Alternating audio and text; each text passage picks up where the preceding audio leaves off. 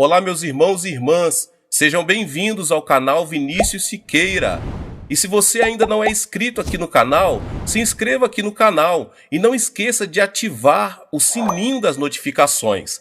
Todos os dias são postados vídeos abençoados aqui no canal para te abençoar. Vamos a mais uma palavra do Senhor. Você é o canal. Você tem toda a responsabilidade. Se não desenvolver sua maneira de crer a fim de cooperar com Deus, ele será limitado. Deus é tão grande quanto você lhe permitir que ele o seja.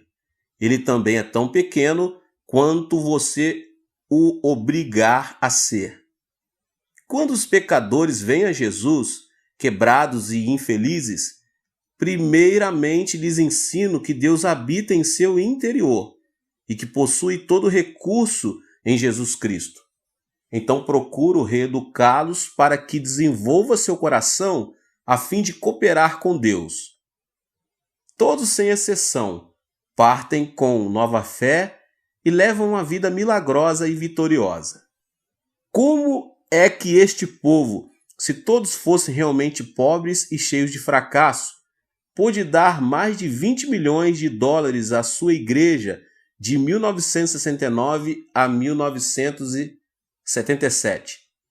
Todos os anos damos cabo de nossos projetos, que geralmente custam de 1,5 milhão a 2 milhões de dólares. Estes membros podem dar porque foram enriquecidos e são sucesso tremendos porque sabem como obter a fonte de recurso. Mas primeiro devem ser limpos dos pecados da carne. A maioria das pessoas lutam com 4 pecados da carne. Pecados estes que devem ser vencidos antes que o cristão possa operar ativamente com Deus. Se não se livrarem destes pecados, seus canais serão tão entupidos que Deus não terá a oportunidade de fluir através deles. Descobri esses pecados durante os meus 20 anos de aconselhamento. Primeiro, as pessoas sofrem por causa do ódio. O primeiro pecado que examinaremos. Se conservar o ódio em seu coração, Deus jamais poderá fluir através de você. E esse ódio, esse espírito não perdoador, será o inimigo número 1 de sua fé. Cristo Jesus destaca esse fato em Mateus 6,14 e 15. Porque se perdoardes aos homens as suas ofensas, também vosso Pai Celeste vos perdoará. Se, porém, não perdoardes aos homens as suas ofensas, tampouco vosso Pai vos perdoará as vossas ofensas. Depois de pregar o 4º sermão no domingo de manhã, estou tão cansado que não desejo ver ninguém. Se alguém deseja falar comigo, primeiro tem de passar por minhas secretárias. Elas examinam cuidadosamente os pedidos. Se alguém consegue chegar à minha porta, é porque está em grande necessidade. Certo dia, depois de meu 4º sermão, um senhor bateu à porta do meu escritório. Abri a porta e ele entrou. Pensei que ele estivesse bêbado porque andava cambaleando. Sentou-se e tirou algo do bolso. Um punhal afiado. Fiquei atemorizado e pensei, como é que as secretárias deixaram-no entrar aqui? Ele carregava um punhal e assim mesmo o deixaram entrar. Eu estava realmente assustado e quando ele empunhou a arma, preparei para defender-me dizendo, não use essa faca. Diga-me por que veio aqui, respondeu ele. Senhor, vou cometer suicídio, mas primeiro vou matar minha esposa, meu sogro, minha sogra e todos os que se encontram ao meu redor. Um amigo meu aconselhou-me a vir a assistir um dos seus cultos antes de fazer todas estas coisas. Vim e assisti ao 4º culto. Escutei com atenção, mas não pude entender nenhuma de suas palavras. Não pude entender seu sotaque e não consegui compreender nada do que o Senhor disse.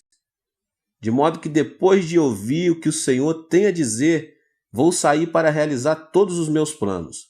Estou morrendo. Tenho tuberculose e tenho excesso de tosses o tempo todo. Estou morrendo. Acalme-se, disse-lhe. Sente-se aqui e conte-me sua história. Bem, respondeu ele, durante a última etapa da Guerra do Vietnã, eu servi como mecânico e era um motorista. Trabalhei em todas as linhas de frente, construindo trincheiras e estradas, arriscando a vida a fim de ganhar mais dinheiro. Enviava todo o dinheiro para minha mulher, e quando a guerra acabou, mal tinha o suficiente para sair do Vietnã. Mandei-lhe um telegrama de Hong Kong e esperava vê-la com as crianças no aeroporto de Seul. Mas ao chegar lá, não vi nem sombra deles. Pensei que talvez tivessem recebido meu telegrama, mas quando cheguei correndo em casa, descobri estranhos morando lá. Descobri que minha mulher tinha fugido com um jovem. Ela me havia deixado, levando todas as minhas economias. Morava em outra parte da cidade. Fui até lá e implorei-lhe que voltasse para mim. Ela se negou terminantemente. Fui ver meu sogro e minha sogra a fim de expor-lhes o caso. Deram-me $40 e me expulsaram de sua casa. Em menos de uma semana eu tinha um ódio ardente em meu coração e comecei a vomitar sangue. Agora a tuberculose acaba comigo rapidamente e não tenho esperança alguma. Vou destruí-los um por um. Então matarei a mim mesmo depois. Cavalheiro, disse-lhe eu, essa não é a maneira de fazer vingança. A melhor maneira de se vingar é encontrar um novo emprego, construir um lar mais lindo e melhor e mostrar a ele do que você é capaz. Desta maneira você realmente poderá vingar-se. Mas matá-los e depois matar a si mesmo não lhe trará satisfação alguma. Odeio-os, clamou ele. Enquanto os odiar, vai destruir-se, disse eu. O ódio destrói mais a pessoa que odeia do que aos outros. Por que você não experimenta Jesus? Perguntei. Quando Jesus entra em seu coração, todo o poder de Deus vem e habita em você. O poder de Deus fluirá através de você. Deus o tocará, o curará e restaurará a sua vida. Você poderá construir sua vida e isso seria vingança verdadeira contra seus inimigos. Enviei-o à montanha de oração, onde ele aceitou a Jesus Cristo como seu salvador pessoal. Contudo, ele não podia perdoar de todo a sua esposa. Pedi-lhe, pois, que bendizesse sua esposa. A melhor maneira de perdoar sua esposa é bendizê-la. Abençoe-lhe o espírito, alma, corpo e vida. Ore para que Deus abra as portas dos céus e derrame bênção sobre ela. Não posso abençoá-la, exclamou ele. Não a amaldiçoarei, porém não a bendirei. Respondi, se não abençoar, não será curado. Ao abençoar, as bênçãos começam em você. Você vai aproveitar mais de suas bênçãos do que ela. Temos um ditado que diz, se deseja sujar o rosto dos outros com barro, terá primeiro que sujar suas mãos. De modo que, se amaldiçoar sua mulher, a maldição primeiro tem que sair de sua boca e você será amaldiçoado primeiro. Mas se abençoar sua esposa, a palavra de bênção procederá de seu coração, saindo-lhe pela boca e você será abençoado primeiro. Assim sendo, vá em frente e bendiga-lhe. Ele começou a abençoá-la, a princípio por entre os dentes, e orou, ó Deus, abençoa minha mulher, abençoa e dá-lhe a salvação. Ó Deus, dá-lhe a bênção. Ele continuou a bendizer-lhe e em menos de um mês foi completamente curado da tuberculose e sua vida foi transformada. O poder de Deus começou a emanar dele e sua face brilhava. Ao encontrá-lo um mês mais tarde, ele exclamou excitadamente, ó Pastor Cho, regozije-me no Senhor. Louvo a Deus porque agora realmente aprecio de verdade a minha esposa. Foi por ela ter me deixado que encontrei Jesus. Oro por ela todos os dias. Renovei minha licença para dirigir tratores. Tenho um novo emprego. Estou construindo um novo lar e espero que minha esposa volte para mim. Este homem louvava ao Senhor. Ele construía sua vida através do poder de Deus que tinha começado a emanar de sua vida. Ele estava curado de espírito e corpo. Se não se livrar de seu ódio, não poderá entrar em contato com o Senhor. Quando você sair a pregar o Evangelho, deve ajudar as pessoas a compreender isto. Certo dia, uma professora veio ver-me. Ela era diretora de uma escola e sofria de artrite. Tinha ido a todos os hospitais, mas não tinha sido curada. Impus as mãos sobre ela, orei e repreendi a doença. Gritei, fiz tudo o que podia, mas Deus não a tocou. Muitas pessoas tinham sido curadas na igreja, mas a despeito de tudo, ela não era curada. Afinal, comecei a desistir. Mas certo dia o Espírito Santo me disse: não grite, ore e repreenda. Não posso fluir através dela, porque ela odeia o ex-marido. Eu sabia que ela se tinha divorciado 10 anos antes. Então, enquanto ela estava sentada à minha frente, eu disse: irmã, por favor, divorcie-se do seu marido. Ela olhou para mim e disse: pastor, o que o senhor quer dizer com divorciar-se de meu marido? Nós estamos divorciados há mais de 10 anos. Não, estou, respondi-lhe. Oh, sim, insistiu ela. Sim, respondi, é claro que estão legalmente, mas mentalmente você nunca se divorciou dele. Você o amaldiçoa todas as manhãs. Todos os dias você o amaldiçoa e odeia. Em sua imaginação, nunca se divorciou do seu marido. Em sua mente ainda vive com ele. E esse ódio está lhe destruindo e secando-lhe os ossos. Por causa disto, sua artrite não tem cura. Médico algum pode curá-la. Retorquiu ela. Mas ele causou-me tanto prejuízo. Quando me casei com ele, ele nunca arrumou um emprego. Esbanjou todo o meu dinheiro, destruiu minha vida e depois foi viver com outra mulher.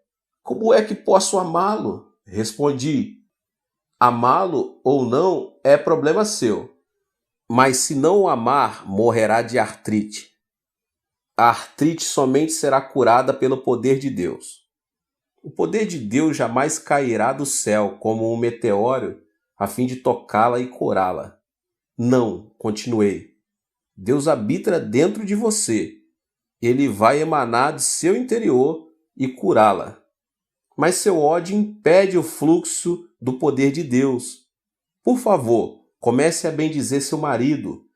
Bendiga seu inimigo e faça bem a ele. Então aprenderá a amá-lo e criar um canal pelo qual o Espírito de Deus vai fluir e tocá-la. Ela tinha o mesmo problema do homem que sofria de tuberculose. Chorando, ela disse: não posso amá-lo. Pastor, por favor, perdoa-me. Não o odiarei, mas não o amarei. Você não pode parar de odiá-lo senão o amar, respondi. Veja seu marido através da imaginação. Toque-lhe e diga-lhe que o ama e o abençoe.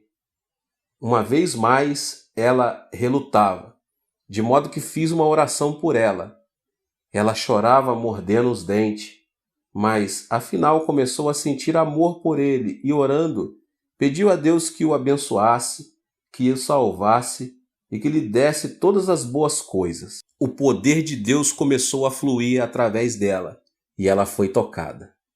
Em menos de 3 meses foi libertada da sua artrite. Sim, Deus habita em você, mas se você não se livrar do ódio, esse inimigo, o poder de Deus não poderá fluir por seu intermédio. Muitas pessoas vivem o temor. É nossa responsabilidade como cristãos ajudar essas pessoas a livrar-se deste medo, o segundo pecado neste grupo de 4 que estamos falando. Também já sofri de tuberculose. Sofri de tuberculose porque estava constantemente vivendo sob o temor da tuberculose. Na escola secundária, eu tinha uma aula na qual devia lidar com garrafas de álcool, com ossos e intestinos humanos. A simples vista dessas garrafas enchia-me de pavor. Certa manhã, o professor de biologia falava sobre a tuberculose. Naquela época não havia remédios miraculosos, e o professor disse que se contraísse tuberculose estaríamos perdidos, e nossos intestinos teriam a aparência do que estávamos naquelas garrafas, para o resto de nossa vida. Falou dos perigos da tuberculose e no final da aula disse: há pessoas que nascem com tendência para a tuberculose. Homens com ombros estreitos e pescoços compridos são mais propensos a contrair tuberculose. Todos os alunos começaram a esticar os pescoços e a medi-los como se fossem cegonhas. Olhando para os meus companheiros, vi que eu tinha o pescoço mais comprido de todos. Imediatamente tive o pressentimento de que contrairia tuberculose. O temor oprimia-me o coração. Quando cheguei em casa, olhei no espelho, medi o pescoço a tarde toda. O temor invadiu-me e comecei a viver sobre agudo temor da doença. Quando completei 18 anos de idade, sofri de tuberculose. O semelhante atrai o semelhante, e o igual produz seu igual. Se a pessoa tiver medo, o diabo tem um canal aberto para qual atingi-la. Temor é fé negativa. De modo como eu tinha medo da tuberculose, contraí tuberculose, e à medida que vomitava sangue, dizia a mim mesmo: sim, é exatamente isto que eu esperava. Eu tinha lido em certo periódico médico da Coreia que muita gente morre por hábito. Pensava comigo mesmo: como é que a gente pode morrer por hábito? Esses médicos não cristãos falavam do importante papel que o medo tem em nossa vida. Por exemplo, um homem de apenas 50 anos de idade, já avô, morreu de pressão alta. Seu filho, chegando aos 50 anos de idade, morreu de pressão alta. Ao chegar aos 50 anos de idade, no instante em que sentia alguma tontura, ele há de pensar: isso é um ataque de coração. Se sentir alguma dor no peito, espera imediatamente outro ataque. Vive cada dia com o seu temor e expectativa. O medo cria esta situação em seu corpo, e logo ele está de morrer de um ataque cardíaco. Muitas mulheres morrem por causa do medo do câncer.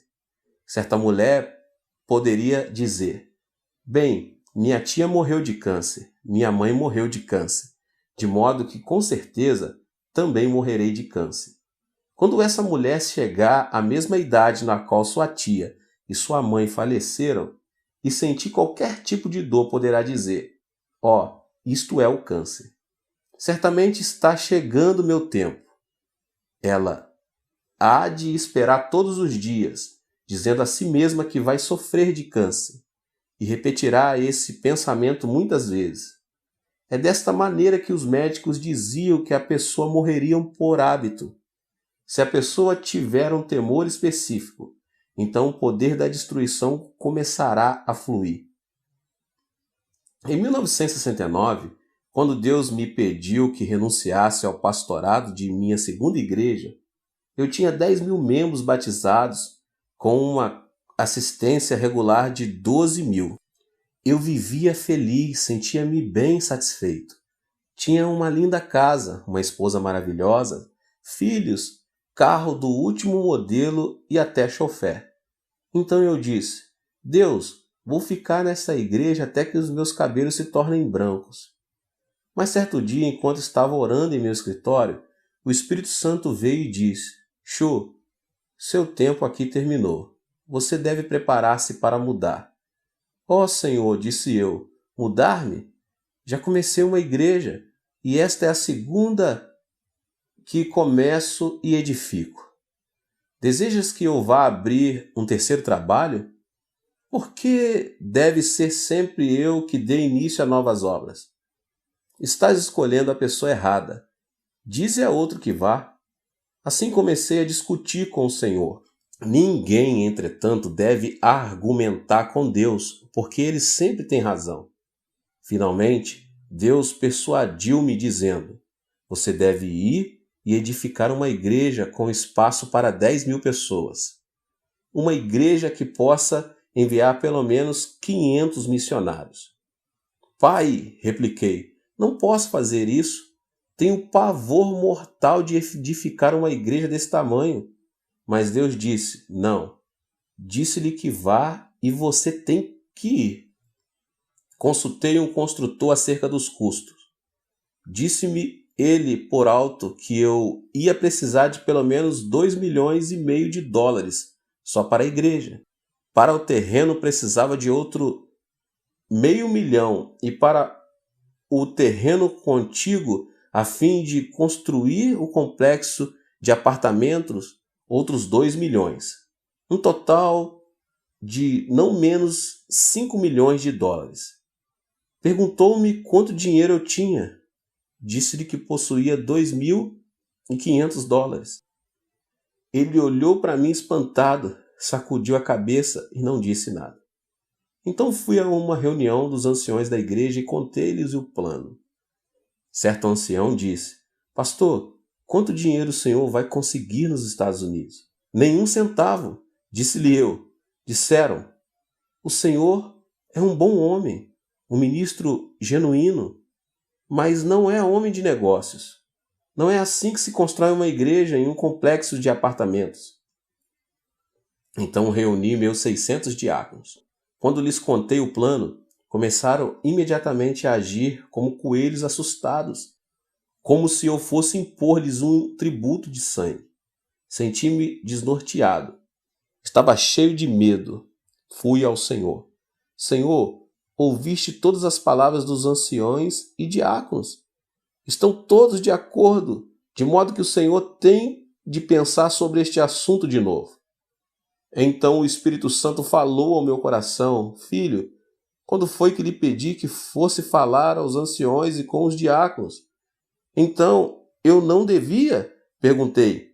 O Espírito respondeu, mandei que você construísse uma igreja, não que a discutisse. Esta é a minha ordem.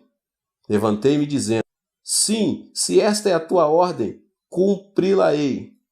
Fui à prefeitura e comprei a crédito quase 2 hectares no campo mais caro, situados em frente ao edifício do Congresso, um dos lugares mais cobiçados de toda a Coreia.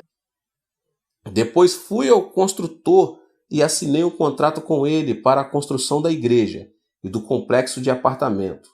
Tudo a crédito. Pensei com meus botões. Eles construirão a igreja. Eu confiarei em Deus e verei o que acontece. No dia em que comecei as obras, fizemos um culto especial. Finalizado o culto, fui ver como as coisas andavam. Pensei que os trabalhadores abririam umas poucas valas e que ali começariam a colocar o cimento para os alicerces, e que em pouco tempo o edifício estaria terminado. Mas havia dúzia de tratores trabalhando e cavando a terra como se fossem fazer um lago. Fiquei louco de medo e perguntei, pai, como vês estes homens estão escavando? Eu terei que pagar por tudo isso. Não posso. Fiquei paralisado de medo. Meus joelhos começaram a tremer e pela imaginação me vi sendo levado num carro da polícia. Ajoelhei-me e orei. Ó Deus, que posso fazer? Onde devo me enfiar? Onde estás tu? Sei que és o recurso total e coloco minha confiança em ti. Enquanto orava, tive uma visão de Deus trabalhando e o medo me deixou. Quando abri os olhos e de novo vi as obras, voltei e senti-me cheio de medo. Por isso, durante o tempo que a construção durou, vivi mais com os olhos fechados do que com os olhos abertos. O mesmo princípio é verdadeiro em muitas situações. Se você olhar para as suas circunstâncias com seus olhos e com seus sentidos, Satanás o destruirá com temor. Mas se fechar os olhos e olhar para Deus, então poderá crer. Há 2 tipos diferentes de conhecimento: conhecimento sensório e conhecimento revelado. Devemos viver pelo conhecimento revelado, encontrado do Gênesis ao Apocalipse, não por conhecimento sensório. Devemos instruir as pessoas a desistirem do temor de seu ambiente, de suas circunstâncias. Se não o fizerem, não poderão desenvolver a fé, nem Deus poderá fluir através delas. Peça-lhes que lhes entregue seus temores ao Senhor. Ensine-lhes a colocar sua fé somente na palavra de Deus. Muitas pessoas vivem com complexos de inferioridade e estão completamente frustradas. Esse sentimento de inferioridade é a terceira área problemática que discutirei agora nesta pregação. Se as pessoas sentirem-se inferiores por viverem numa área de favelas, você não as poderá tirar dali. Talvez tenham fracassado em seus negócios e se resignaram a ser fracassos. Mas enquanto tiverem essa atitude, você não as pode ajudar. Você deve pedir que cada um entregue seu complexo de inferioridade a Deus e permita-se ser reconstruído pelo amor de Deus. Certo dia, um menino matou o irmão menor com uma faca. A notícia causou sensação imediata. Os pais amavam o menino falecido com grande ardor. Louvavam-no constantemente na presença do seu irmão maior. O irmão maior começou a sentir-se desprezado e inferior. Certo dia, quando os pais estavam fora, o irmão menor chegou da escola e o mais velho o matou. O complexo de inferioridade é muito destrutivo. Uma vez sofri de um complexo de inferioridade. Depois de lutar durante 2 anos em meu primeiro trabalho pioneiro, a igreja começou a crescer. Mas em uma igreja muito barulhenta, uma verdadeira igreja pentecostal. Muita gente recebia o batismo no Espírito Santo e muitos eram curados de diversas doenças. Certo dia, o executivo principal de nossa denominação mandou chamar-me. Nesta época, eles estavam em meio caminho entre os pentecostais mais ardorosos e os presbiterianos mais conservadores. Perguntaram-me: "Você realmente está orando pelos enfermos e fazendo com que as pessoas gritem e falem outras línguas em seus cultos?" "Sim", respondi. "Você é um fanático", asseveraram. "Não sou fanático. Faço tudo de acordo com o ensino bíblico", defendi-me. Depois de discutir este assunto, cassaram-me a licença ministerial, me mandaram embora. Fui expulso de minha própria denominação. Depois de algum tempo, o missionário John Huston veio e me levou de volta. Ao ser expulso, fui atingido por sentimentos de inferioridade. Esse complexo de inferioridade produziu em mim um sentimento de destruição. Foi-me difícil sair dessa situação. Na época em que os membros da comissão executiva me expulsaram, entretanto, não sabiam que certo dia eu seria superintendente geral dessa mesma denominação. Esse foi um cargo que ocupei até recentemente. Quando fui eleito para esse cargo, tínhamos somente 2.000 membros. Aplicando as leis da fé e ensinando aos pastores, tive um rápido crescimento. Quando pedi demissão do cargo, as estatísticas revelaram que a denominação contava com total de 30 igrejas e com mais de 200.000 membros. Devemos lidar com os que se sentem capazes de vencer na vida. Devemos tirá-los de sua depressão e pessimismo, edificá-los no amor de Jesus Cristo e dar-lhes fé, dizendo-lhes que nada é impossível ao que crê. Devemos curá-los e treiná-los.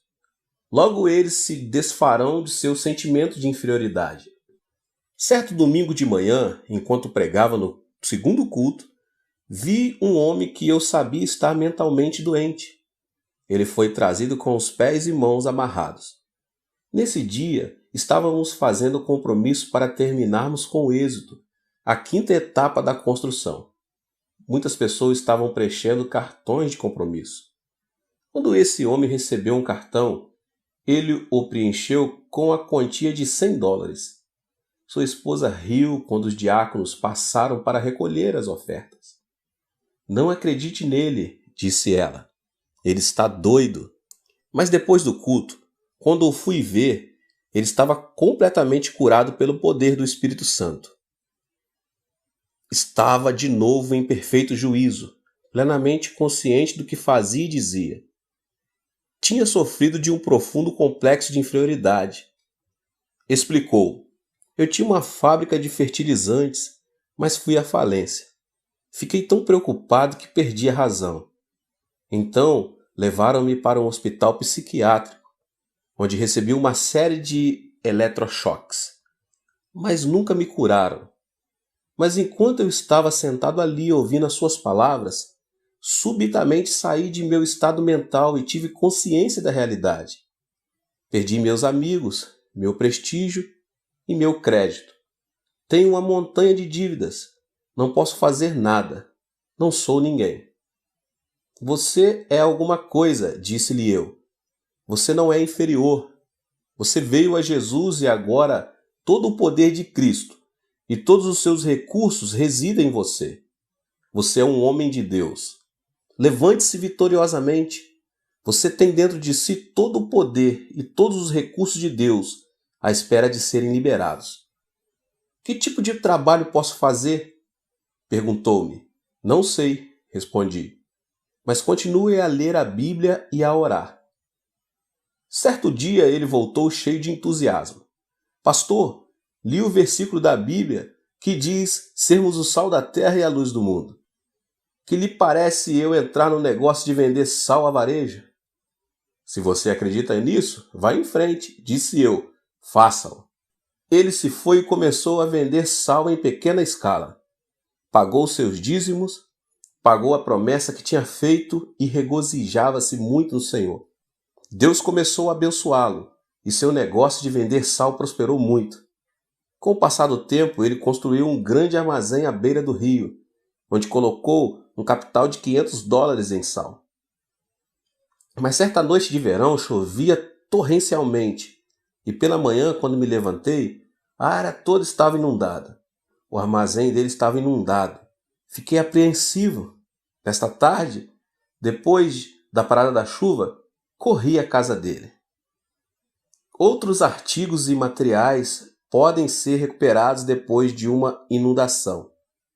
Mas o sal é o muito amigo da água. Ao entrar no seu armazém, vi que todo o sal tinha desaparecido. O homem, agora ancião de minha igreja, estava sentado no meio do depósito, cantando e louvando a Deus. Entrei sem saber se ele estava em perfeito juízo ou não. Cheguei-me a ele e perguntei: você está bem ou está louco? Pastor, estou perfeitamente bem, sorriu ele. Não estou louco. Não se preocupe. Perdi tudo. Deus o levou. Mas como o Senhor sempre me tem dito, os recursos todos estão dentro de mim.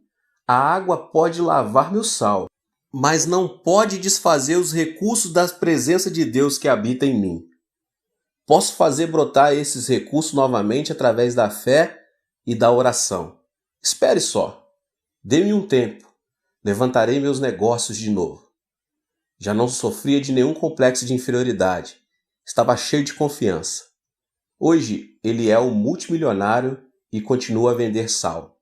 Também começou a fábrica de relógios e tem sua fábrica própria. Ele já me acompanhou a Los Angeles, a Vancouver e a Nova York. Recentemente fez uma viagem à Europa. Este homem é somente um exemplo de como podemos ajudar as pessoas a se livrarem de seus sentimentos de inferioridade, dando ênfase a todos os recursos de Deus que lhes estão à disposição. Muitas pessoas também sofrem de sentimentos de culpa. Este é o quarto problema que deve ser vencido antes que o cristão possa trabalhar ativamente com Deus. Pois enquanto a pessoa sofrer de culpa, Deus jamais poderá fluir através dela. Precisamos ajudar as pessoas a se livrarem de seus sentimentos de culpa. Precisamos fazê-las compreender que quando se sentem indignas e cheias de culpa, simplesmente poderão vir ao Senhor e Ele as limpará. Certo dia eu estava em meu escritório, quando entrou um lindo casal. O homem era uma pessoa muito elegante e sua esposa uma senhora adorável. Embora essa adorável senhora tivesse mais ou menos 30 anos de idade. Parecia velha, emaciada e quase nem podia abrir os olhos. O marido disse: Pastor, minha mulher está morrendo. Já tentei tudo: psicologia, psiquiatria e todos os médicos, remédios imagináveis. Sou rico, já gastei milhares e milhares de dólares com ela. Mas os médicos não puderam fazer nada. Agora desenganaram-na.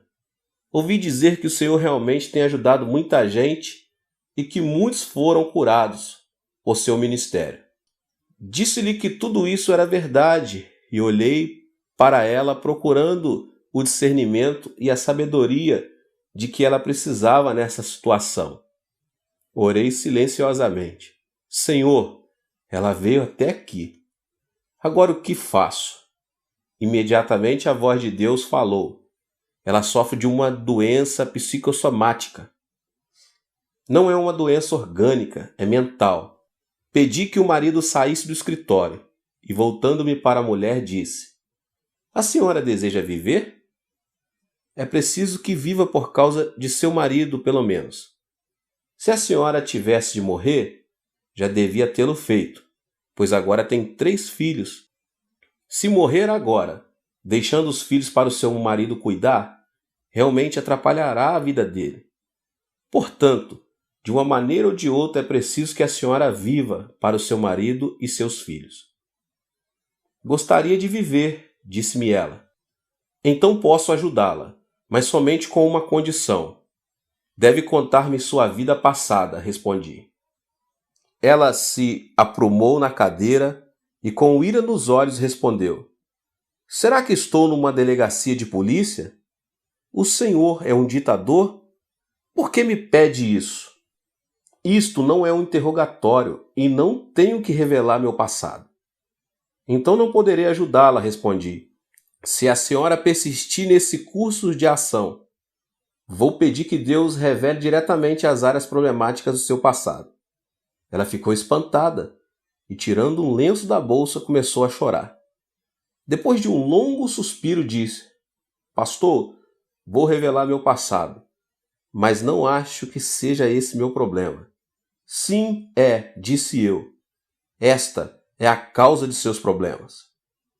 Meus pais morreram quando eu era bem jovem e praticamente fui criada por minha irmã mais velha. Minha irmã era como uma mãe para mim e meu cunhado como um pai. Tomaram conta de mim e morei com eles durante meu tempo de ginásio, colegial e faculdade. No meu 3º ano de faculdade, minha irmã foi para a maternidade a fim de dar à luz seu último filho. Durante o tempo em que ela esteve lá, eu tomei conta da casa e das crianças. Sem saber o que estava acontecendo, meu cunhado e eu nos apaixonamos. Não sei o que aconteceu comigo, mas caímos num relacionamento imoral. Logo a culpa alojou-se em meu coração. Desse momento em diante eu morreria de culpa. Mas meu cunhado continuava a telefonar-me de seu escritório e constantemente nos encontrávamos em motéis, hotéis e estações de água. Tive vários abortos e ainda assim não podia recusar os pedidos de meu cunhado. Eu morria de medo de minha irmã descobrir. Por isso meu cunhado intimidava-me continuamente. Eu estava sendo destruída aos poucos. Ao formar-me, decidi que casaria com o primeiro homem que me propusesse casamento. Encontrei um emprego e o jovem que agora é meu marido pediu-me para que casasse com ele. Nada perguntou do meu passado. Aceitei porque assim me afastaria de meu cunhado. Casei-me com ele e com o correr do tempo ele se tornou muito rico. Demitiu-se do seu antigo emprego e começou o seu próprio negócio. Agora está rico. Temos um bom lar, dinheiro, tudo. Mas desde o dia em que caí com meu cunhado, tenho sofrido destes fortes sentimentos de culpa. Sempre que tenho relações com meu marido, sinto-me como se fosse uma prostituta. Não tenho o direito de receber o seu amor. por dentro choro amargamente. Meus filhos são como anjos, gostam de me abraçar dizendo mamãe, e odeio a mim mesma. Sou eu que sou uma prostituta. Não sou digna de receber este tipo de amor de meus filhos. Não gosto de ver meu rosto no espelho, e é por isto que me visto de maneira tão desleixada. Perdi o apetite e não sinto nenhuma felicidade ou alegria no coração. A senhora deve perdoar-se a si mesma, disse-lhe. Tenho boas novas para a senhora. Jesus Cristo veio e morreu na cruz pela senhora e pelos seus pecados. Nem mesmo Jesus pode perdoar os meus pecados, clamou ela, chorando. Meus pecados são grandes e profundos demais para serem perdoados. Fiz de tudo. Todo mundo pode ser perdoado, menos eu. Enganei minha irmã e não posso confessar-lhe o que fiz. Isso prejudicaria sua vida toda. Indaguei silentemente. Senhor, como posso ajudá-la?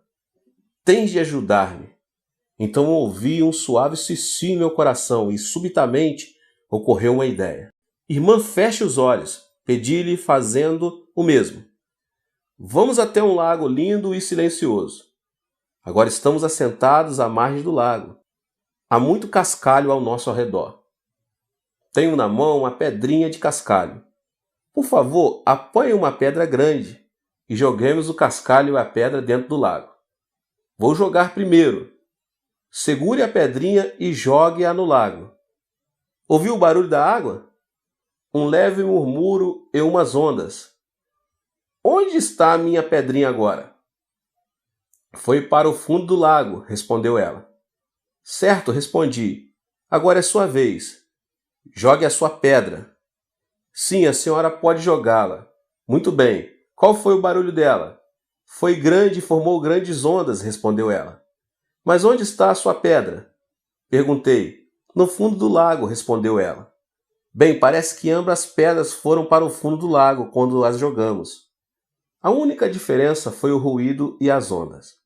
A minha fez um barulhinho e a sua produziu um grande ruído. A minha produziu pequenas ondas, a sua produziu ondas enormes. As pessoas vão para o inferno com pecados pequenos e grandes, pois estão sem Jesus Cristo. E qual é a diferença? O ruído e a sua influência na sociedade. Todo mundo precisa do perdão de Jesus Cristo. O sangue de Jesus cura todos os pecados, grandes ou pequenos. Isto tocou-lhe a alma e ela despertou para a verdade. Quer isso dizer que Deus pode perdoar os meus pecados? É claro, respondi. Ela afundou-se na cadeira chorando e estremecendo. Tentei encorajá-la, mas ela continuou a chorar. Então coloquei a mão sobre a sua cabeça e levei-a a fazer a oração do pecador.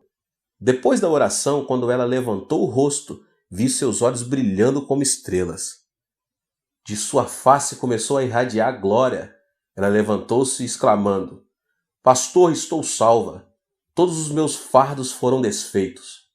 Comecei a cantar e ela a dançar.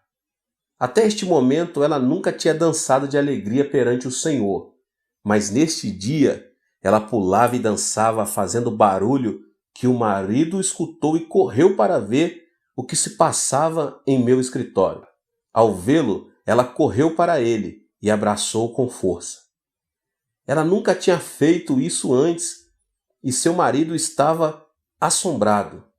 Perguntou, o que o Senhor fez com ela? Deus realizou um milagre, respondi alegremente. E voltando-me para a esposa, disse, deve entregar todo o seu coração ao Senhor. Ele fez grandes coisas por você. Em breve, ela tinha livrado totalmente o seu sentimento de culpa. O poder de Deus emanou do seu interior e ela foi curada por completo. Esse casal agora é de minha igreja e sempre que olho para o rosto dessa senhora, não posso deixar de pensar no amor de Jesus Cristo. Agora ela não tem doença alguma, foi completamente curada. Ao soltar seu sentimento de culpa, o poder de Deus pôde fluir. Irmãos e irmãs, em Cristo, neste instante, vocês têm todo o poder de Deus dentro de vocês podem recorrer a esse poder por seus gastos, suas roupas, seus livros, sua saúde, seu negócio, finanças, estudos e tudo. Quando saírem para pregar o Evangelho, não estarão pregando um objetivo vago, uma teoria, uma filosofia ou uma religião humana. Na verdade, estarão ensinando as pessoas a destapar o manancial inesgotável dos recursos morais e espirituais. Estarão dando Jesus para as pessoas e, por meio de Jesus, Deus vem e habita em seus corações.